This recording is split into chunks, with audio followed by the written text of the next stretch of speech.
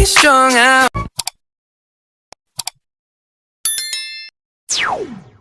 Saan mama mo?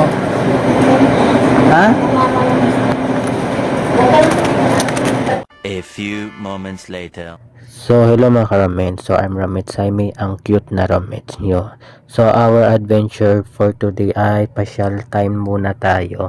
So, kapag napapansin niyo sa left sides ko mga ka-roommates, so, ang lalaking mga building, di ba? So, nahiya naman kasi ako na kunan ng videos ang building kasi baka sabihin ibang planeta ako. Naglalakad ako ay parang gutom na ako kaya kakain tayo sa pinakamalapit na Uncle John's dito. 2 hours later. Saan mama mo? Ha? Kumain ka na? So, habang kumakain ako sa Uncle John's, may lumapit sa akin na bata. Yan.